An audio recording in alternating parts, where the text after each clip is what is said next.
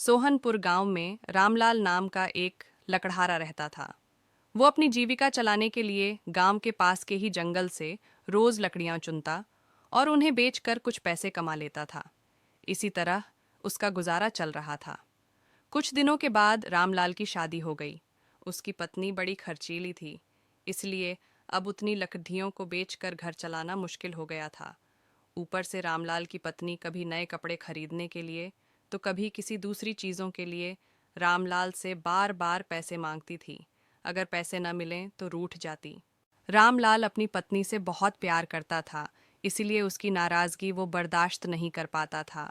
रामलाल ने ठान लिया कि वो अब ज़्यादा लकड़ियाँ इकट्ठा करके बेचेगा, ताकि उसकी पत्नी को रोज़ रोज़ पैसों की कमी न हो। पत्नी की इच्छा पूरी करने के लिए आज रामलाल घने जंगल तक चला गया और बहुत सारी लकड़ियां चुनकर बाजार में बेच दी। ज्यादा लकड़ियों के ज्यादा पैसे मिले तो खुश होकर रामलाल ने सारे पैसे अपनी पत्नी को दे दिए। अब रोज रामलाल ऐसा ही करने लगा।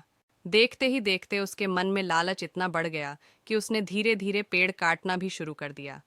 पेड़ काटने से और ज्यादा लकड़ियां हो जाती थीं और उसे अधिक दाम मिलने लगे। लकड़हारा हर हफ्ते एक पेड़ काटता और लकड़ियां बेचकर मिलने वाले पैसों से अपनी पत्नी के शौक पूरे करता। अब पैसे ज्यादा आ रहे थे तो घर भी अच्छे से चल रहा था। धीरे धीरे रामलाल ने पैसों को जुए में लगाना शुरू कर दिया। जुआ खेलने की लत ऐसी लगी कि रामलाल एक मोटी रकम इसमें हार गया। अब इस रकम को चुकाने के लिए रामलाल ने एक दो मोटे मोटे पेड़ काटने का फैसला लिया। जैसे ही रामलाल ने जंगल में जाकर अपनी कुल्हाड़ी को एक बड़े से पेड़ पर चलाने की कोशिश की तो उस पर पेड़ की टहनी ने हमला कर दिया। रामलाल चौंक गया, फिर उसे पेड़ की एक टहनी ने लपेट लिया। मूर्ख, तू अपने लालच के चक्कर में मुझे काट रहा है। तू सारे पैसे जुए में लुटा देता है और फिर पैसे लौटाने के लिए पेड़ काटने आ जाता है। तुझे पता है कि पेड़ कितने कीमती होते हैं।